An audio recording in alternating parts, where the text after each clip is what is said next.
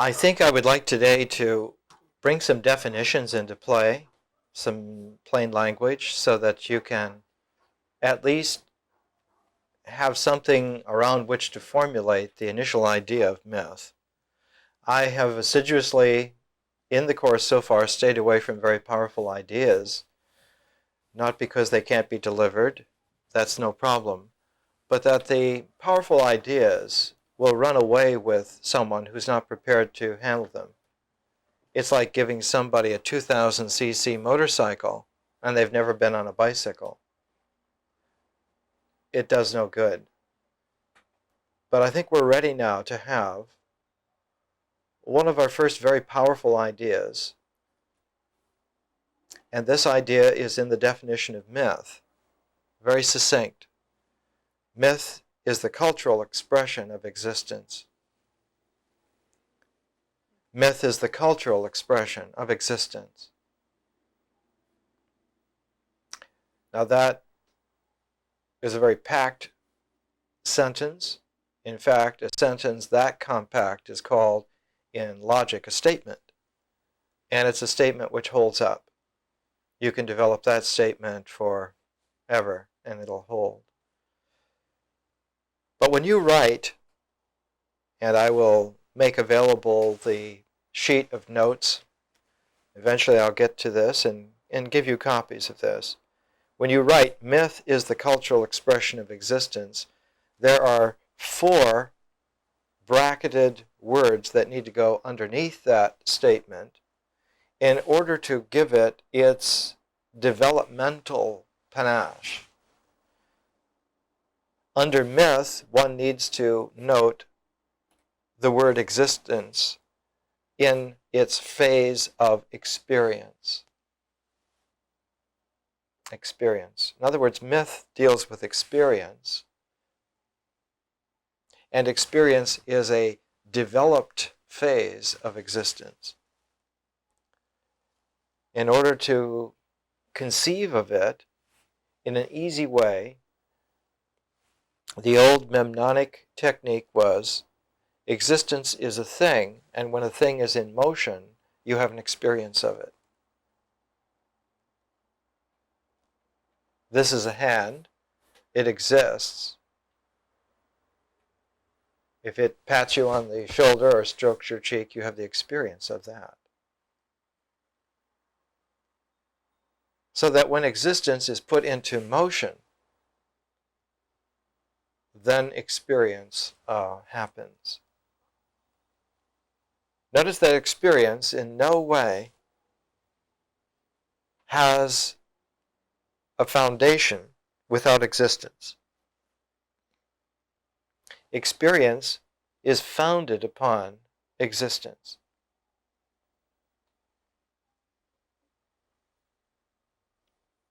Just let that sink in. All of our 12 weeks on ritual concerned existence. All of our 12 weeks on myth concern experience. They go together. So that there's a kind of a short mnemonic phrase that there's a ritual basis for myth. And taken out of context, one can argue pro or con. But there was a time when very intelligent men and women investigated this and found that this was the case.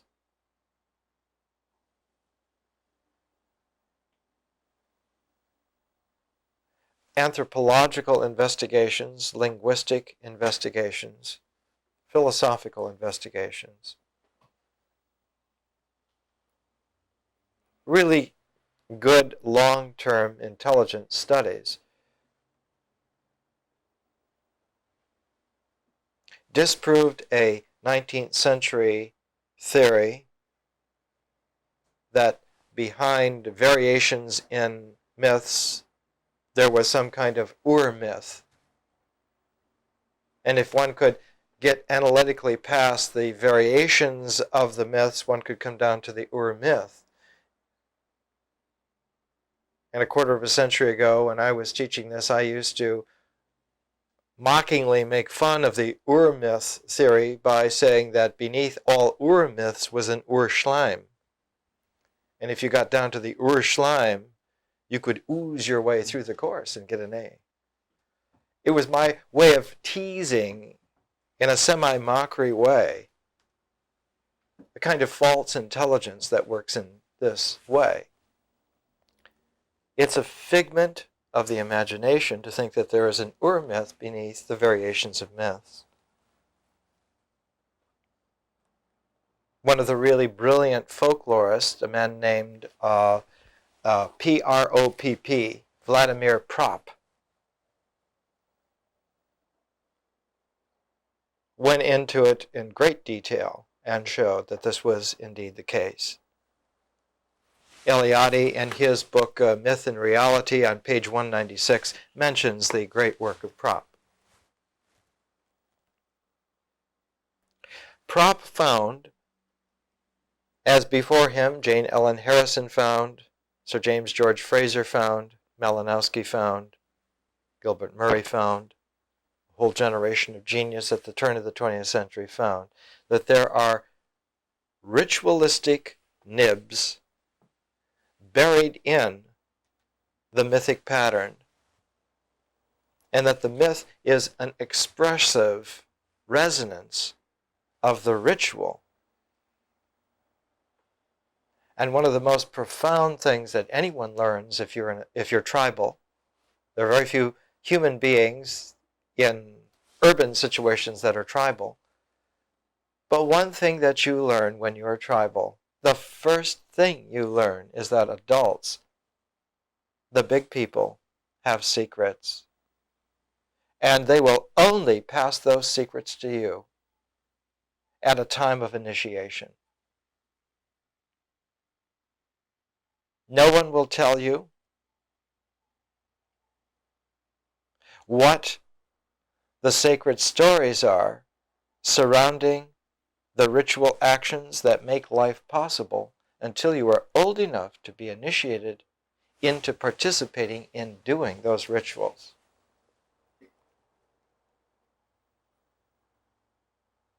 And no one will tell you a thing that's sacred until you are initiated into being a part of the people.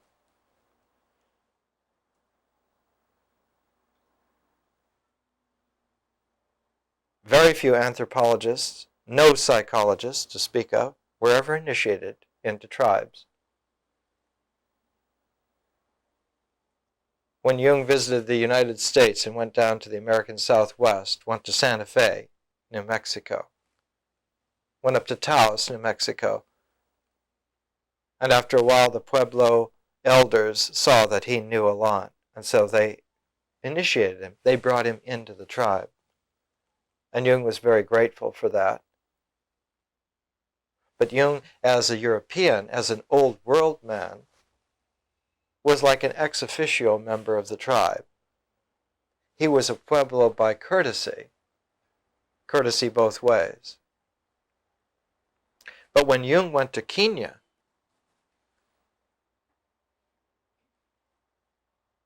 and was initiated by an African tribe, I believe it was the Eliade, he was so moved by the African initiation that he got scared because he realized that after that initiation he was an African. He was no longer a Swiss or even a Swiss-German. He wasn't a European. He'd become an African, and he could see it.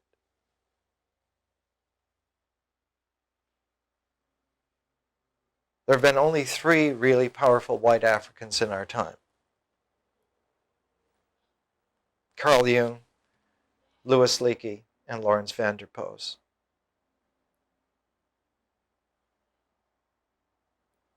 When you are absorbed into the tribe, when you are initiated, when you are worthy of being told the myths that go with the rituals, the world opens up and you are able to see. Your experience gains a quality of veracity. It's like before, all you saw was a television program about life, and now you have turned off the television set and you look up from the television set into your own life. That's what an initiation is. And the first initiation brings you into the people and allows you to hear myths for the first time.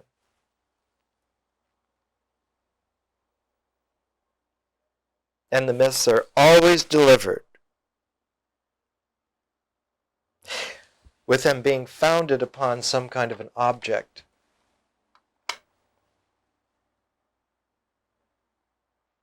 Our people, my daughter and I's people, the Blackfoot people, the Algonquin nation, the sacred bundle is called the Natoas. And when you are to be initiated, when you are to be brought into the people, the Blackfoot don't call themselves Blackfoot or Blackfeet. They call themselves Siksika.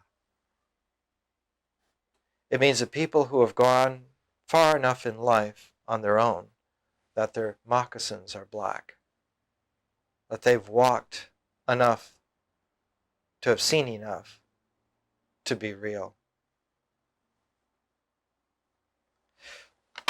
When the Natoas is opened up in the initiation for puberty to bring you into the people, you are given something, an object. The museum people will label it fetish. This object is an image, and this image anchors the myth. When you are given this anchor, you then are plugged into the frequency in which that myth can be given to you. It's the plug. If you do not have the object, if you do not have the ritual object, if you do not have the ritual object, which is an image of something real, there's no way the transmission can take hold in you. It has nothing to do with fetishes and superstition. It has nothing to do with it whatsoever.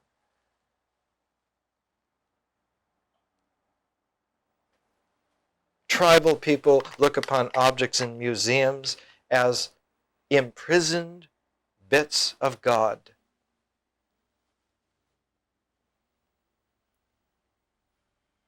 If they had the Islamic outlook, they would wage jihad against the museums to free these bits of God in their cases with their labels.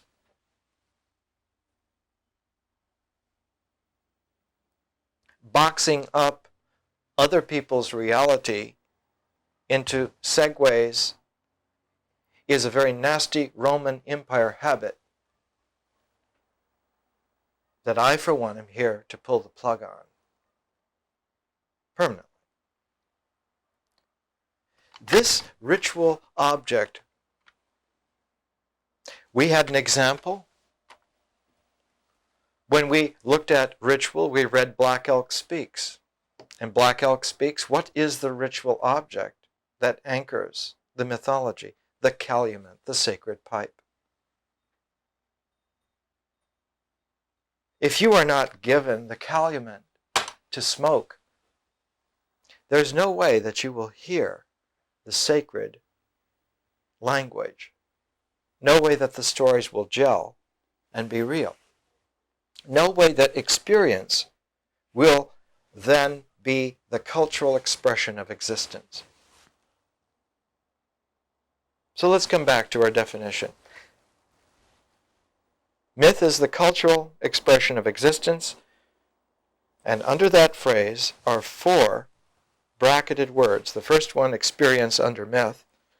The second, under cultural, we bracket the word language.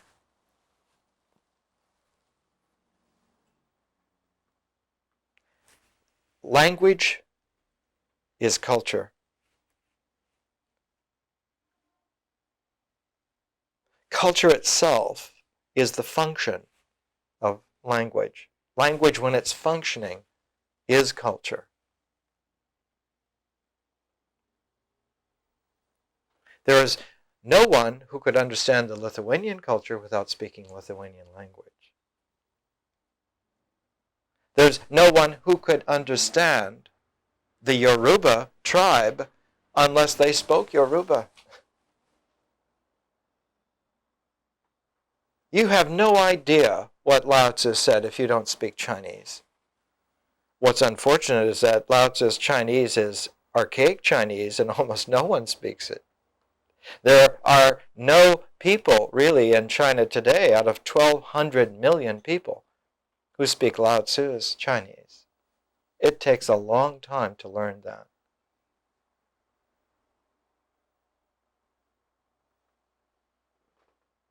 You can speak Arabic and Farsi and Persian and never know what Zarathustra said because he spoke Avestic, which is a totally different language. Buddha spoke Magadhi, which is a northern, western dialect of what Pali is the southern accent dialect of.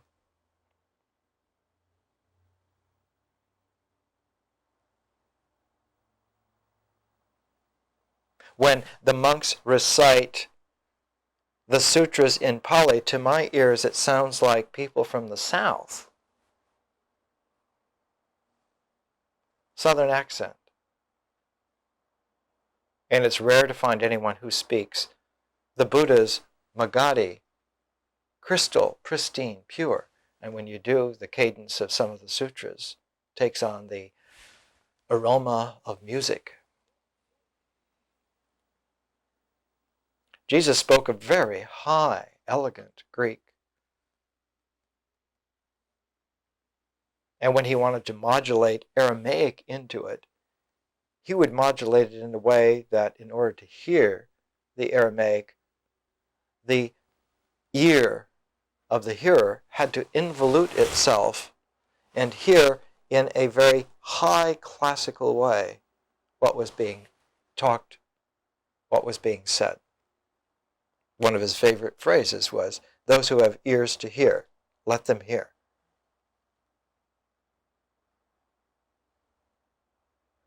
Myth is the language expression of existence. Now notice I'm taking the phrase, myth is the cultural expression of existence, and I'm slowly acquainting us by substituting 4 bracketed words for 4 words in that statement. The 4 words in the statement that can be bracketed are myth, culture, expression, existence. Myth is the cultural expression of existence. Myth, culture, expression, existence. And under myth is experience, under culture is language, under expression is context, and under existence is ritual. Or ritual action is even better at this point. Ritual action. It's what you do. Notice here that there's a very peculiar quality about existence. Existence is a doing. The Greek word for something that exists is physis, and it means coming into being. No way existence means being. Existence means becoming. The very first word in Genesis is Bereshith. In the beginning, it's a gerund. It has the quality of something ongoing. It doesn't mean starting from square one that God makes the world. It's an ongoingness which comes into play as soon as you hear it. And what happened? Bereshith. In the beginning, God's Spirit moved over the face of the deep.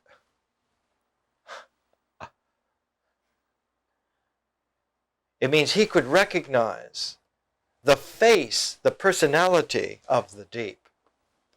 Can you imagine a reality so large that this whole universe of 20 billion years is but a spark of light in it? How great is God that he moves with such comprehension and sees the face of that deep. That's the beginning. Myth is the cultural expression of ritual action. So that when you are given something out of the Natoas, and you have that, and you're plugged in, then you are told the story that goes with that.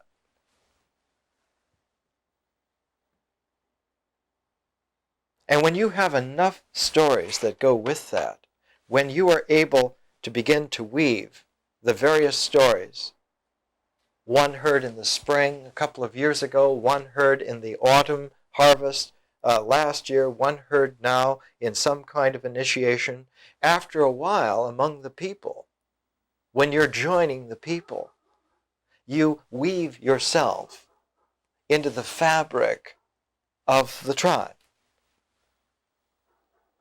And you begin to experience the weaving.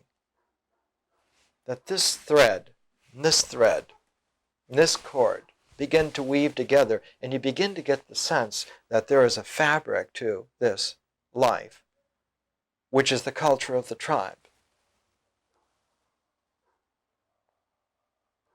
And when you begin to get this sense, a very peculiar transformation happens. You stop speaking like a child. Children speak because they have in their relationality pointing. They use words like you would point. Cup, table, coffee, mama, daddy. When you use words in a pointing fashion, you're still a child. But when you become slowly matured and become a part of the tribe, your language changes and the words become capable of being woven. Because an adult speaks with woven words, not pointing words. It's impolite to speak with pointing words if you're mature. There's nothing more unsavvy than an adult using a finger. You always gesture with the full hand and never pointing at something, but make a gesture. It's the old high etiquette of the people. And this is true world round, not just for Siksika. It's true for all peoples who had this cultural reality wherever they are, wherever they were, wherever they will be. Myth is the cultural expression of existence. Experience is the language context of ritual action. Now we've come this far and we've only looked at one definition, but that definition is compact so that instead of it just being a sentence, it's a statement, and that statement can further integrate itself into the idea of myth. In a shortcut way of designating that idea is to say, myth is ritual-based.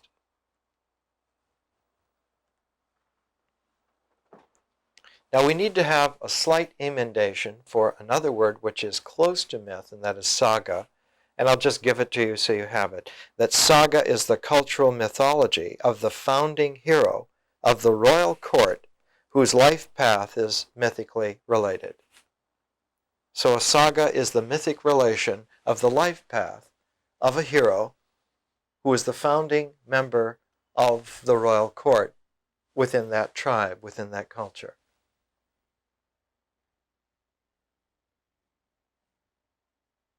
The story of Theseus and the Minotaur is about the founding person, Theseus, in the royal court of the city of Athens.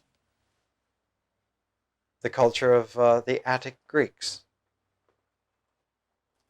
And so this is part of the basic quality. And of course, there can be several founding heroes because a large formative culture like the Athenian Greeks had not only Theseus, but there were others too.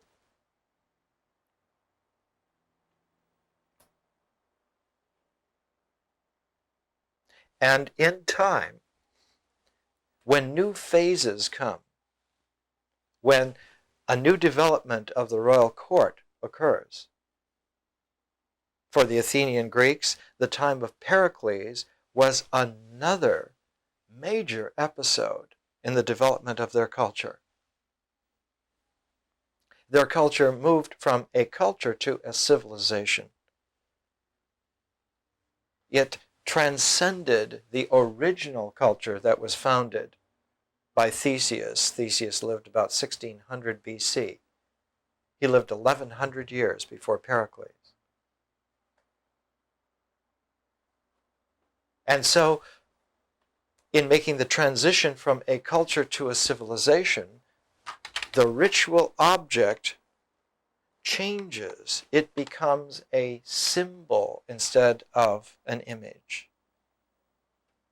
A culture maintains itself by image transmission. A civilization maintains itself by symbolic transmission.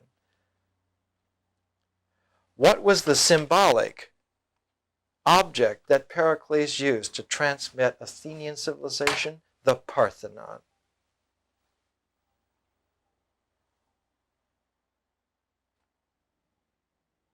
And believe me, the Parthenon carried a lot of heft. It carried Athenian civilization as far as the 20th century. That's a big wave.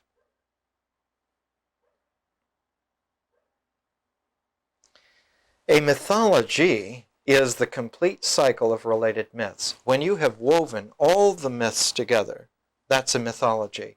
Now notice that a mythology is never in a single book in tribal life. There's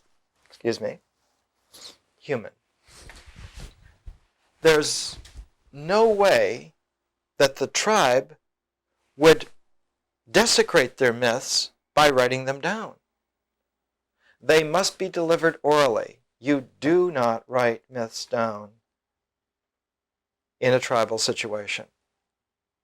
First of all, they're given only to initiates, only at initiation times. Those are usually at night, usually on special nights in the cycle of the people, so that almost no one who investigated mythology in the last couple hundred years, the origins of mythology go back no farther than 300 years. There were beginning excursions into mythology in the late 1600s, but it really didn't get going until the 1800s. And the 1800s was the era of the Urschleim.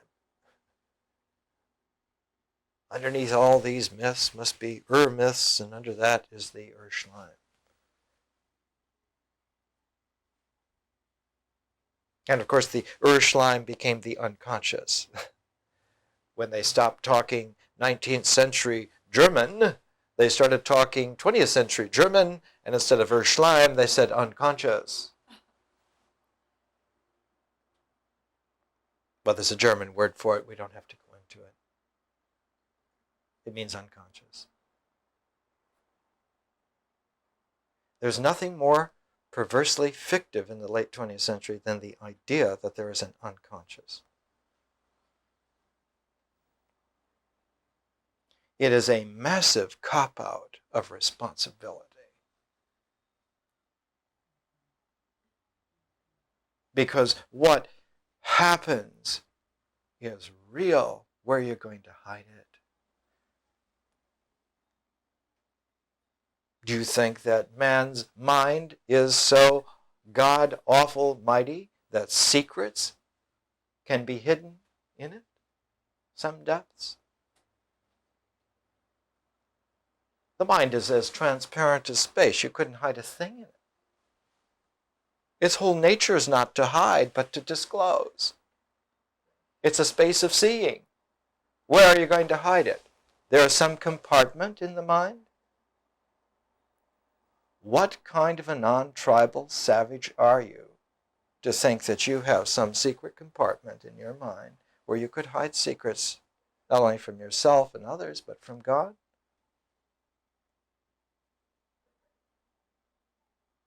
This is pretty foolish. But this is getting to be religious talk. Let's come back to education. Let's come back and see that myth, because it has a ritual basis, when myth expresses, it expresses only in initiated places. And if people grow up who are never tribal, who do not know this, they don't know how to integrate their ritual actions. They don't know how to integrate their existence, and so they suppose that there must be an unconscious where these things are. It's a projection of people who've grown up and have never, ever experienced being woven into a people. And so, because they've never become a part of the people, they make up all kinds of surrogates. And they use glib phrases like, all mankind has a subconscious. And they make up therapies based on this and charge good money for that. As Jung pointed out over 50 years ago, it's very dicey to try and be an analytical psychologist in the Far East, because it turns out that the Chinese don't have an unconscious. There's a letter from Jung to a psychiatrist named B. Milt, and he says, it's a very curious thing. In my practice, they don't seem to have an unconscious. It makes it hard to bill them, because they don't feel guilty.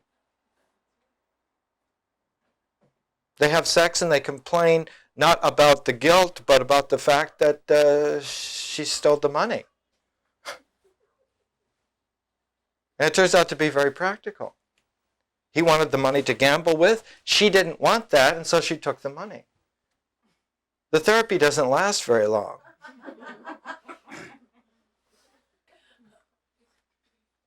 A Chinese wise man would take the money from both of them. Say, now you can suffer together and I'll be happy. But that's sort of like sayings of Flippo Marx, right? The fifth Marx brother. The unknown Marx brother. Flippo talks. What did he say? He said they were wrong.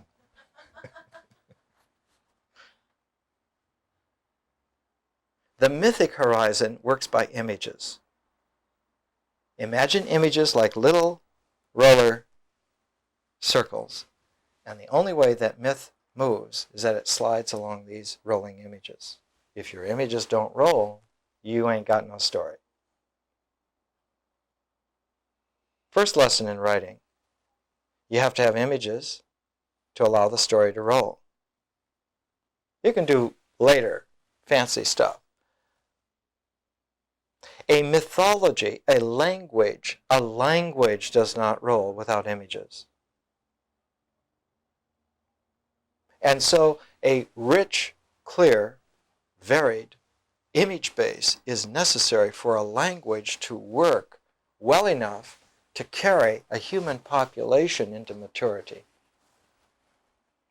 If your image base is so paltry and you only have a roller every 6 feet, you're not going to roll very well. It's going to be a wobble.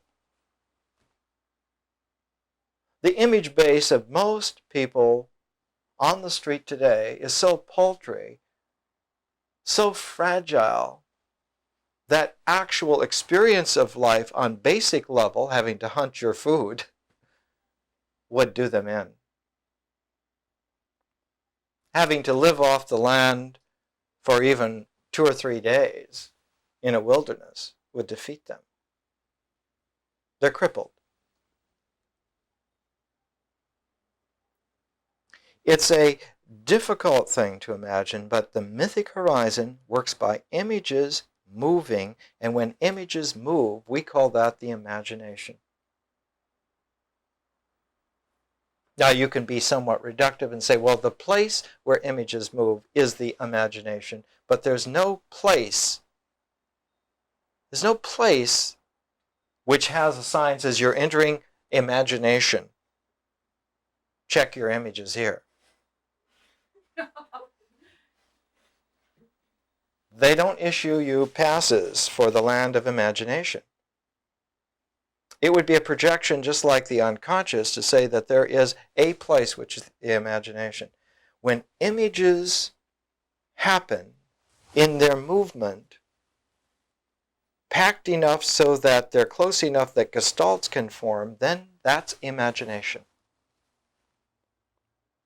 Think of it in terms of pixel remote sensing.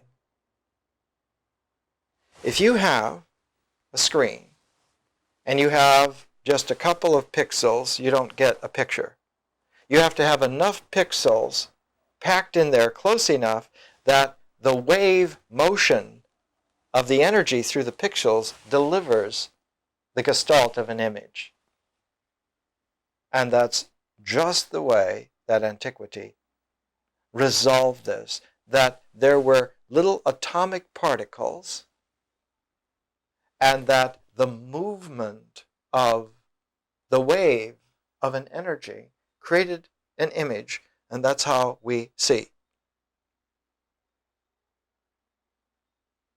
And that what was difficult was putting enough energy behind the wave to carry the image accurately from one person to another. And since human beings didn't have that energy, they had to borrow it as a gift from God, because only God has that energy. And so the more open you were to God, the better you could have your images carry from you to someone else. And someone who could carry pristinely every image in the culture was called a prophet, because he must be a man of God. Only a man who's in good can do that. And someone who can carry every image of the universe is the Messiah and deliver it accurately, whenever, instantly. You can see on this kind of a scale that the concern with culture, the concern with language, the concern with experience, the concern with existence gets to have bones and meat and teeth, and this is what is practical. To think that some kind of mechanical instruction from who cares what kind of institute, some kind of degree with all kinds of little insignias stamped on it, is anything to do, if it doesn't participate in this, is delusional. Now, since existence is the foundation of objective life, myth was always considered to be sacred, as long as the culture is intact. This was a sacred activity. As Eliade writes on page 6 of Myth and Reality, it always deals with realities. Myth always deals with realities.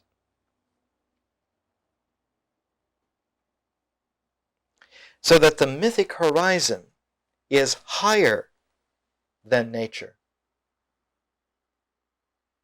Not that it's in a place higher. It's not that nature is here and myth is here. It's higher with quotations. It means that myth has a more compact and closer presence than nature does, not because it's more compact and higher on some pecking order, but when you're paying attention to language, nature becomes background and the language becomes form. And there are maybe 4,000 yogas that can show you how it works the other way too. It's a two-way street. How when you concentrate, you can allow for language to recede to the background and nature to come and be in the form.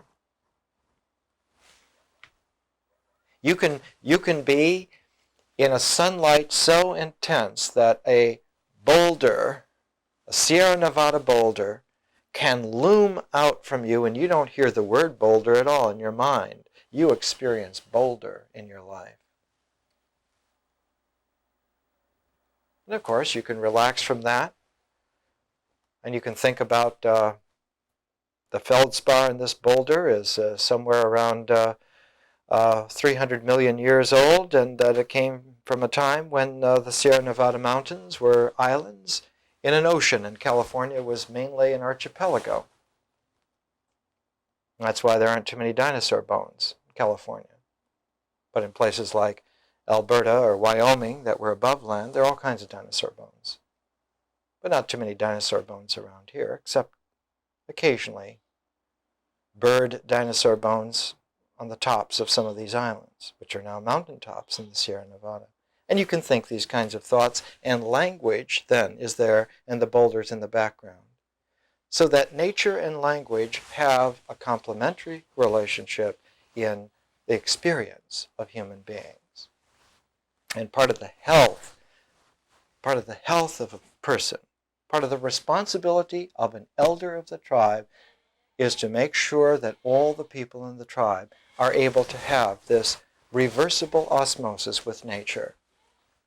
Because then they know that these human beings can function in the culture and they can function in nature. And myth is that bridging between the two that allows them to pass in and out of these two realms. And the great symbol of that, the great symbol which comes in the saga versions of myths, are the royal heroes who rode in the royal chariot. Because it's the two wheels of the chariot that are the wheel of nature and the wheel of the culture. I hear the goat next door saying it's time for a break, so I'll go and kill the goat and I'll be back. Let's come back to our idea. And notice now that we're getting to the end of myth. We're approaching symbols, and in symbols we're going to take ideas, take them on, try to understand them. Notice that the whole process of integration starts with nature, moves into a selective condensation with ritual, becomes compressed with enough pixels so that experience forms a picture, and then goes inside, interiorizes by language, and becomes condensed to the point to where images transform into symbols.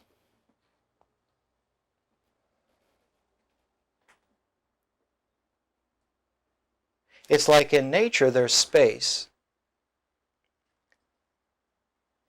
In ritual, you have the beginnings of gas clouds.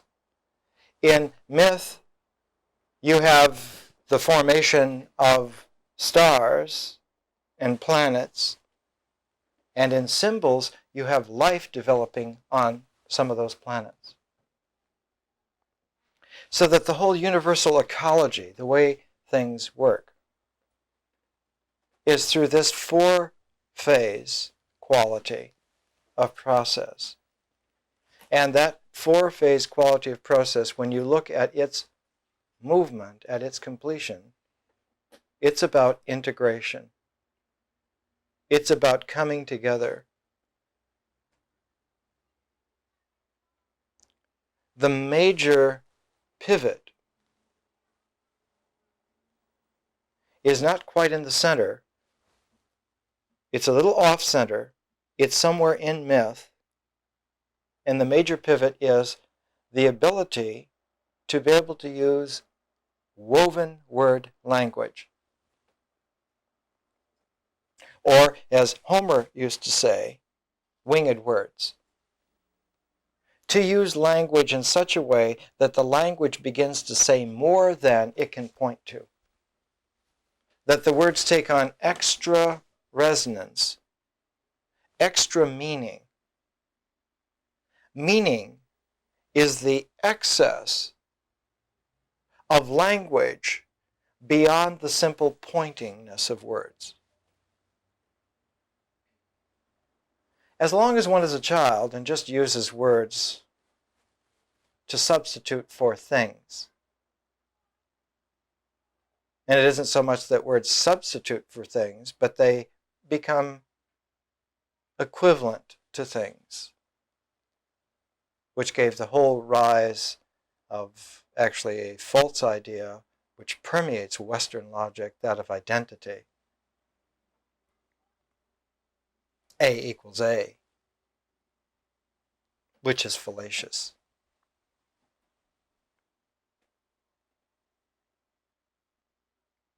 Even if you made the two A's completely perfect, so that they stereoptically formed one A when you looked at them, there are still two A's there, because the stereoptic singularity is through two I's. A equals A is not so much an identity in that way, but a tautology, a short circuit. And this is why when human beings are trying to live on a higher level than simply being a child, a tautologically based language leads to neurosis every single time, because it should. One should be neurotic because one's whole process of recognition is hung up on impossibly simple, simplistic identifications which don't extend. It's like a child who's on a pogo stick and gets around by hopping on the pogo stick and then wants to fly and imagines that flight is some kind of extended pogo stick event. It has nothing to do with it whatsoever. You cannot take a reductive corresponding language, and notice that in ritual it's not reductive. It's the way things are. But to carry it over and misuse it later on makes it reductive. And so you get a discrepancy between what the language can do and what you're expecting it to do. And the bigger the discrepancy between your expectation and what really happens is the source of the neurosis, is the source of the disappointment. And it's not so much that there are bad people or that you're bad, it's the misuse of language in a very real way.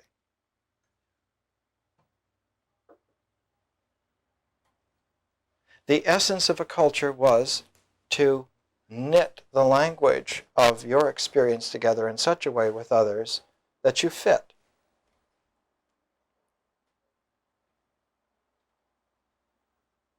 But to try to fit human beings that must live in a civilization into any culture is the proverbial trying to put the square peg in the round hole. It never quite works. The Japanese culture has a special word for first-generation Japanese who do not live in Japan exclusively, do not live in the Japanese culture exclusively, who've been acculturated somewhat, usually to America, because that was the first time that they noticed this. The second generation removed has a specific name because they're even farther removed, and by the third generation removed, they're no longer considered Japanese. Then they're called Japanese Americans with a hyphen. When they go back to Japan, fourth generation Japanese Americans who go to Japan are as out of place as you would be in Japan.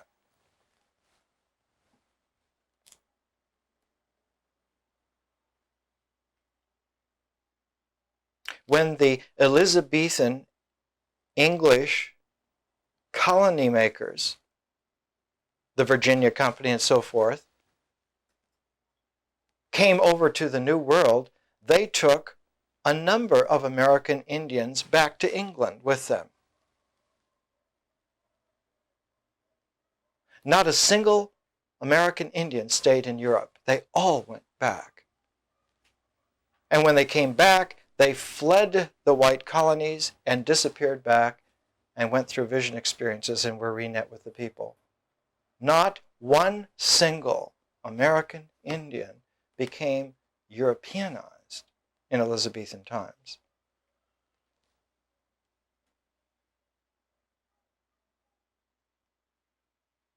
The closest that there was were heroes like Squanto for the Pilgrims later on, but Pocahontas, who fell in love with a European man and tried to be a woman for him and was a woman for him.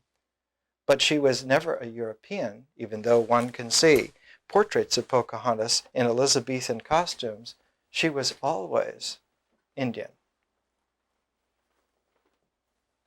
The important thing about myth is that myth is essential as a stage of human development.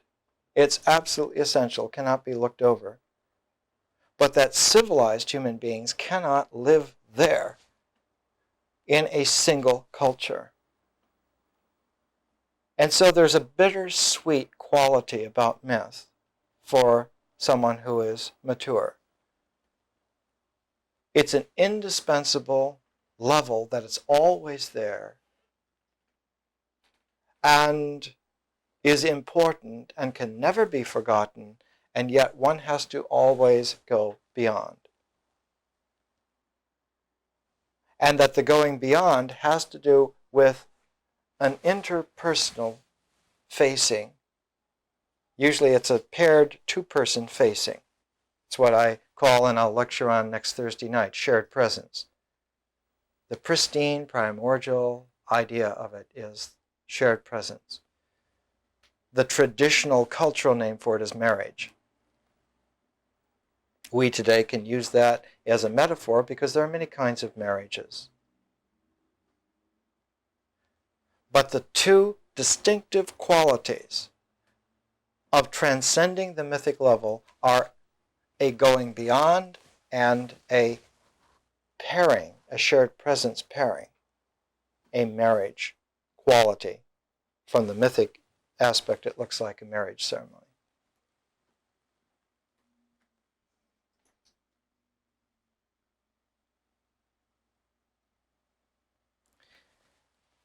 Both these procedures, the going beyond and the marriage, are perilous events in a culture.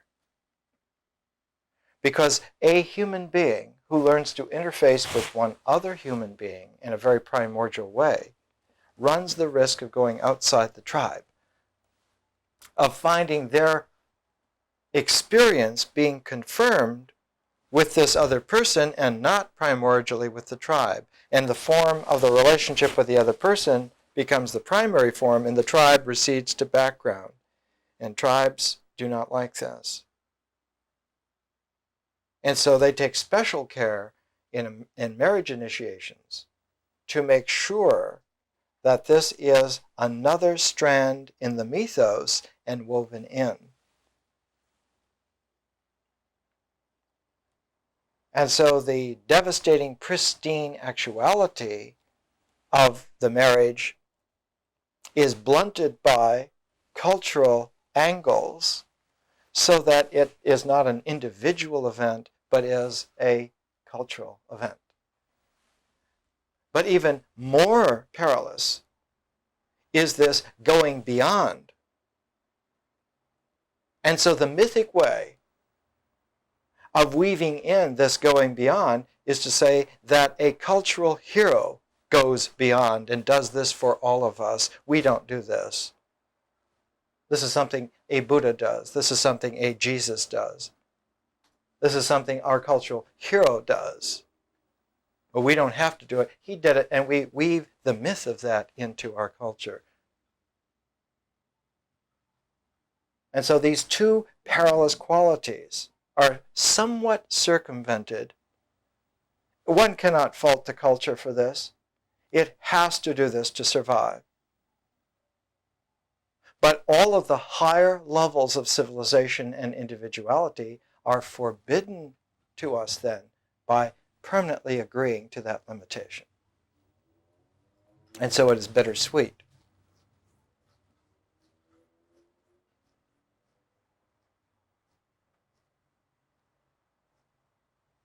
Because one of the qualities that's always put there in the going beyond and in the individual marriage aspect is that death is certain.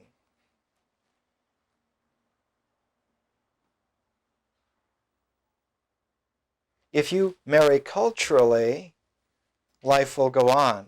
Your children will be a part of the people. Your descendants will be a part of our people, just like your ancestors were, and you will be knit in. If you do this individually,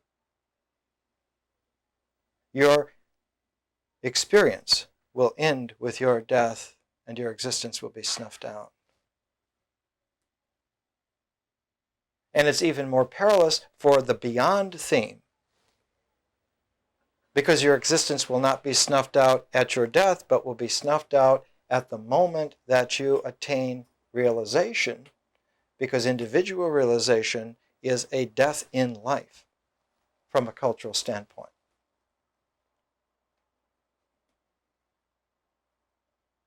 The word for it in ancient India was moksha, extinction. Not the weekend fancied entertainment of the international cognoscente. Oh, we're going to get enlightened this weekend. We're going to a real fantastic shamanic experience. Oh boy, if you're successful, wow. You think you're going to go to work on Monday? Ever again? Ooh. It's a blessing that they're ineffective. It is such a gracefulness from the cosmos that they just don't know what they're doing. Because someone that can bring your whole experience up before you and integrate it to the vanishing point, that's scary.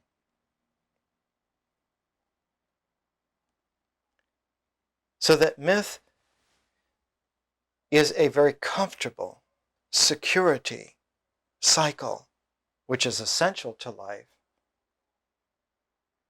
We cannot throw it away. But in order to go to higher powers, we have to leave it behind. But we have to leave it in such a way that we do not destroy it. Abstracting from it destroys both what is abstracted and the culture. The process of abstraction is a killer. And so transcendence is the process that's needed. Transcendence allows one to go and allows the culture to remain intact. And so that transcendence is always internal, always hidden away. And in fact, a culture which is really mature will make moments, episodes of deep internalization and weave them into the culture. I guess the most famous now is the Vision Quest, where a young person has the right at a certain stage, just before initiated into the people, to go off on their own for a number of days or a number of weeks and get initiated, to go through that death themselves and then to come back. It's like the two Eskimo boys that last week were found guilty of holding up a pizza delivery person, and the tribal judgment was that they were incompletely matured, and so they were sent to special remote islands all by themselves to spend a year alone. They will either die or they will go through death and come back and then be reinitiated into the people, brought back in. Myth is the cultural expression of existence. Experience is the language context of ritual action. When you're given the image to anchor it, you're told the story that goes with this. So, myth is a creative activity of dramatizing to tell how the world is established and works. Understand this. Mythic actions are then models. Mythic actions are then models for cultural roles and types.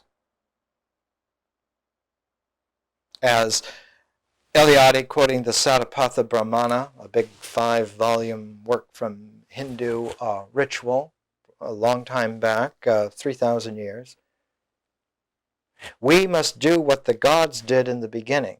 If we do what they did in the beginning now, our existence will be real and our experience will be true. There will be no difference between our experience and our existence and the actual reality in nature. They will all be together. And when they're together, we can teach the younger ones, or occasionally someone from the outside, this is how we do this, and if you do it with us in this way, you too will be real with us.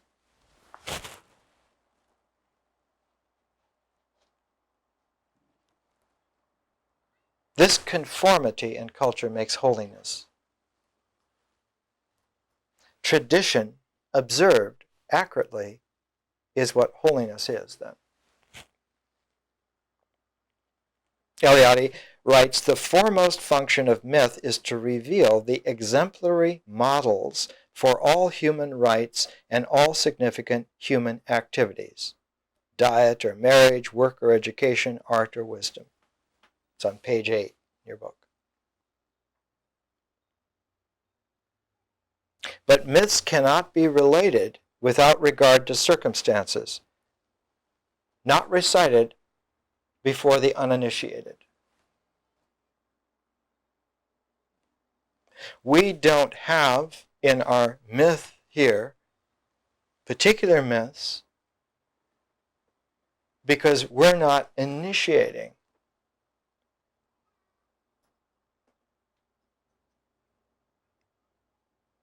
I'm not interested at all in initiation as an actual practice, because I'm an educator this time. There are thousands of people that can do initiations.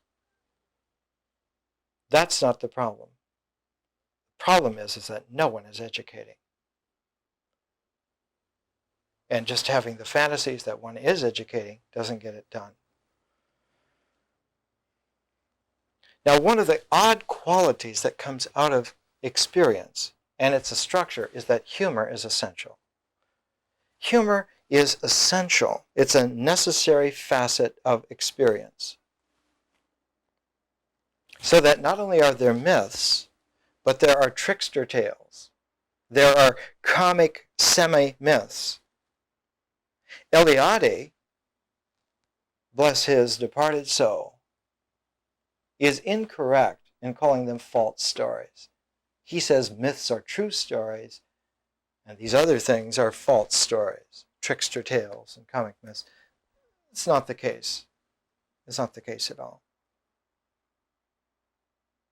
Humor is not profane vis-a-vis somber, which is then sacred.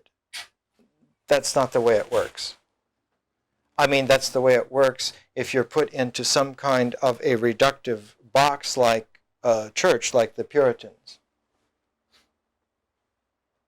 I mean, one smile would get you no food for a week in some Puritan communities. So that you could always tell the jokesters, they were very thin. Forgive me. Flippo. Because humor, basically, humor is understanding that contrast and differentiation is not a peril, but can also be ironic. And a sense of irony is the deepening awareness of why you are laughing. One of the most eerily somber poets who ever lived, Charles Baudelaire. I mean, his great volume of poems is called Flowers of Evil. Fleur de Mal. Baudelaire wrote one of the best essays on laughter ever written by anyone. Someone who really understands the macabre also understands the humorous. When Balzac, who unfortunately in English translation doesn't come across so much as wisdom writer, but Balzac very, very profound. He called all of his novels the human comedy. Dante called his enormous excursion into the wilds of hell and the marvels of heaven and everything in between, he called that the divine comedy. Cervantes, when he was talking about the last disillusioned, freeze-dried, chivalrous knight in the world who ended chivalry forever, it was a comic novel, Don Quixote.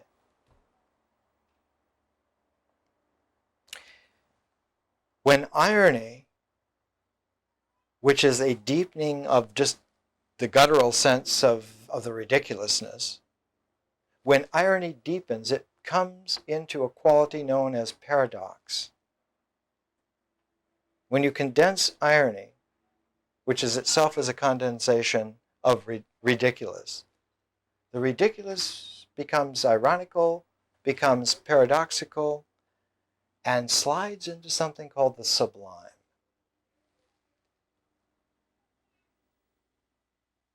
The glimpse of the sublime is only possible when a parallel feed to realization is matched by a wisdom of the heart, as we say, by compassion.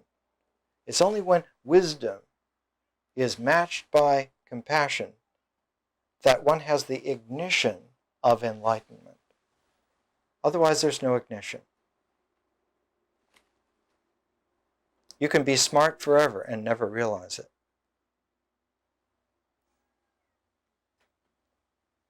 You can laugh yourself to death and never know why. But when the two come together, it's like that. So that humor is not profane versus somber is sacred. There's a symbolic intensity, which is a mode of integration. Symbols separate so that humor and the somber are seen as a pair. And experience mixes that pairedness into life. Now, Eliade, because he believes that humorous tales are somewhat secondary, they're false tales, Eliade does not work in the trickster into the deep compassion of his wisdom. And this comes because of the way that he learned. I told you the story that he was sponsored to go to India as a young man, 19 years old. He went to study with Surendranath Dasgupta in Calcutta, the greatest Indian philosopher of the age. And he messed around with the daughter, which you do not do. And so Dasgupta shipped him off to Rishikesh, which in those days still had professional yogis, who, just like professional doctors, took the young man like they would take any young man, only he was a European and not an Indian. He didn't have the transparency of cultural give and take that Indians have. They, as the Westerners say, they live the unconscious. Well, Eliade still labored under the illusion that he had an unconscious, and so when they put him through the yogic paces, as you would usually do, he broke. That fragility of the ego breaks. It doesn't last very long. And because they're relentless, they broke the fragments, and then they broke those fragments until there was nothing left, except tatters. And then they brought him back together, because the yoga works like that. Only Eliade never learned to laugh about it. He was always on a deep level, stunned by the overwhelming, perilous seriousness of the whole event. He didn't do it in a natural way, because when you do it in a natural way, you find yourself snickering about the fact that you've just broken another toe off your existence. And there it is, lying there. What a ridiculous thing. Another part of me just laying there.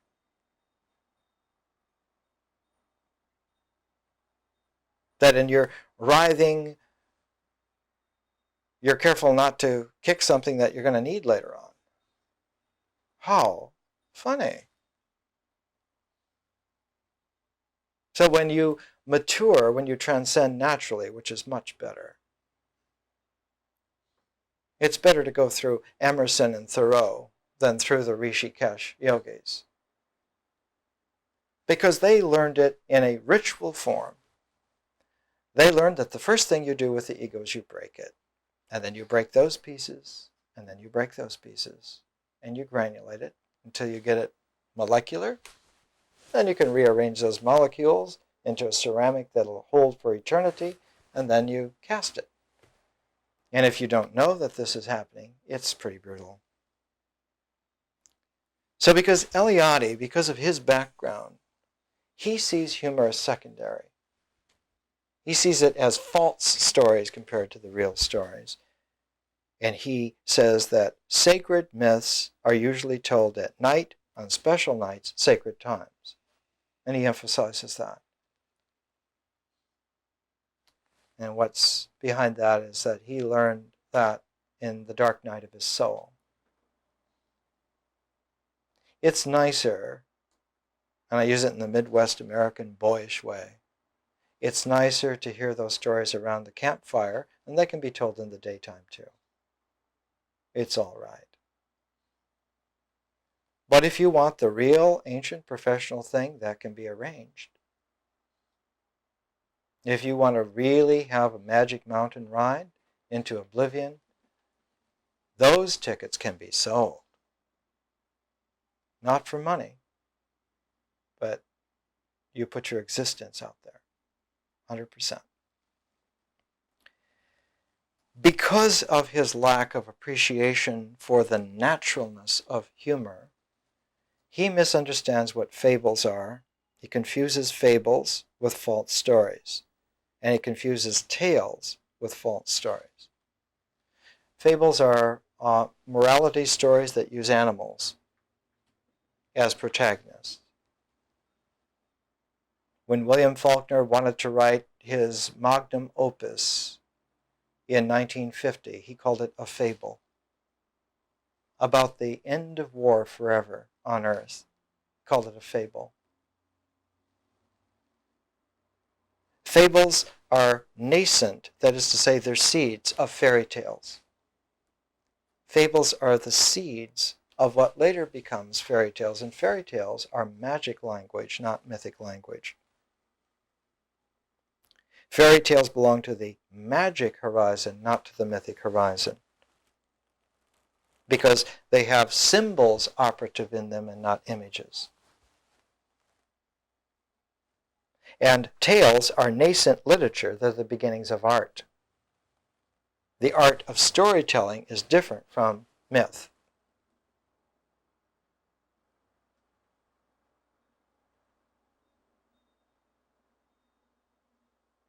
When Plato, in his dialogues, wishes to present an experience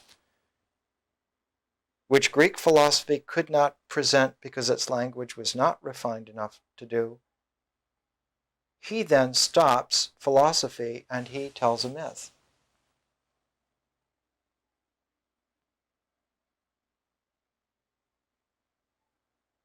Later on, 700 years later, Plotinus's language was very refined. He doesn't have to tell any myths at all.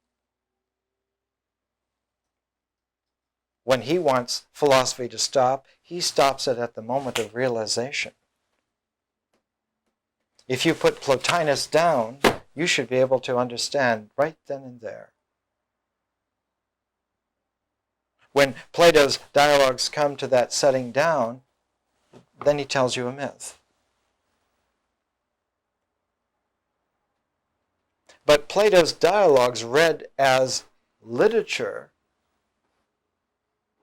one would come to understand the tale of Socrates. Socrates is the protagonist in the tale of a wisdom teacher who was the teacher of Plato and so forth. And one could tell the tale of Socrates.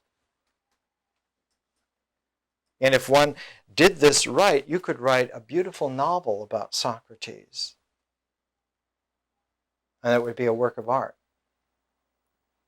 So it's that kind of progression. So that fables are nascent fairy tales, and tales themselves, folk tales, are nascent literature. Now it's important to appreciate this. Experience is feeling intelligent. Feelings are intelligent. Feelings are at least as intelligent as thought. Thinking does not go beyond the range of feeling. So that if you want to enlarge the scope, increase the richness of your thought, you first enlarge the scope of someone's feeling and enrich their capacity for feeling.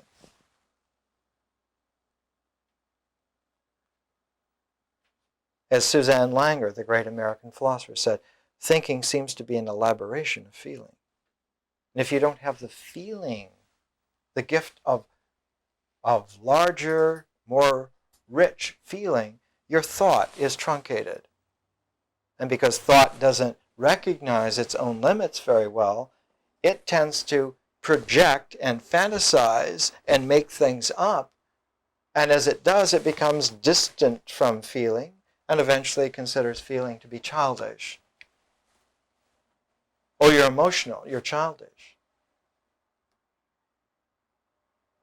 This is just the thinking function making its own arrogant error. Happens. It's structural. It's a structural thing that happens. If one is going to teach the philosophic intricacies of something like Immanuel Kant, you first of all want to expose those students to the music of Mozart. Because without enlarging the range of feeling, which with Mozart's music, it's very difficult to appreciate the arcane power of the ideas of Immanuel Kant. The Critique of Pure Reason doesn't read very well for someone who still is in a kind of a Baroque church music feeling extension. You have to add the play, the delight, the complexity of a Mozart. Then you can read Kant. And of course, if you refine your feelings by adding Beethoven, Kant looks a little paltry and you start to read Hegel.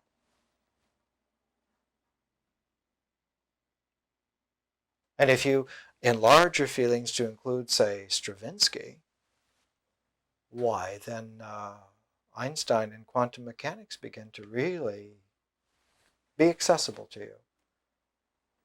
And if you enlarge your feelings to the scope of the great American composer Alan Hovhaness, then the 21st century will begin to make sense to you. Then the mystical dimensions of stellar civilization really begin to be conceivable for the first time. Then those ideas have a place to float. So that experience, myth, is feeling intelligence. Without mythic experience, compassion is neither understandable or doable. Humor and humanity are glimpsed also in fables and tales, and the humility from both are necessary. So that the maturity of compassion is very often an index that the transcendent function is working as it should, that integration is happening in a realistic way. The very first indication that transcendence is going to be okay is that someone develops a sense of irony. One of the clearest thinkers of the early 19th century was Soren Kierkegaard, who only lived a very short time, 40 years or something like that. His first book was called The Sense of Irony in Socrates. As soon as you see the sense of irony developing in someone, then you know that they can take more integration because the transcendent function is happening. And because the transcendent function is happening, as they take more dynamic integration, the irony will become paradoxical. And if they can work the humanity of paradox in, then you know that they're just one experience away from being able to understand something really important.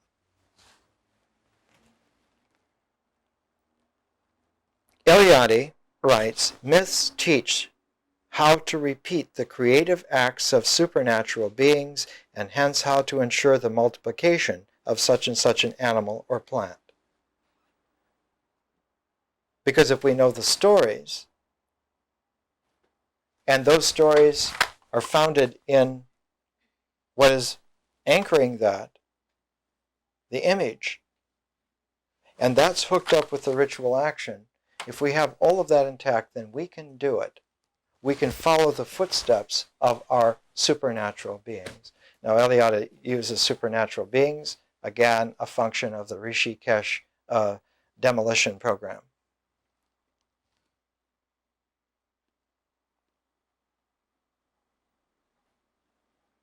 We don't have to go so far as to say supernatural. You can say supranatural in the sense above nature, in the sense of more integrated than nature.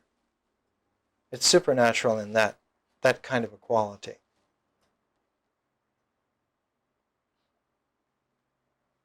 But on the deepest level, it's a projection. It's a projection of Eliade. It's a projection of people who talk this way. Because from the cultural standpoint, from feeling-toned intelligence, the realms of the beyond seem to them to be supernatural. And they're not supernatural at all.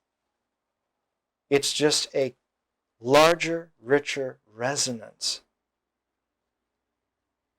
But because the perspective, because the dimensions are so multiple, it seems from the three-dimensional standpoint of culture that the 10-dimensional realms must be supernatural. They're not at all. Because when one is in those realms, they don't seem supernatural at all. They seem very personable. The saying is, there's no one supernatural in heaven. Everyone is at home there. I guess you heard the one about the Protestant minister who got to the pearly gates and they gave him the keys to a brand new Chevrolet. And then in comes this Roman Catholic priest, and he gets the keys to a brand new Cadillac, and he drives off. The minister sort of looks around, looks at St. Peter and St. Paul, and in comes a rabbi. He's given the keys to a Rolls Royce, and he drives off. And the minister says, well, what's going on here? And St. Peter and St. Paul say, well, he's part of the family. It's a joke. Don't send me any letters, ministers.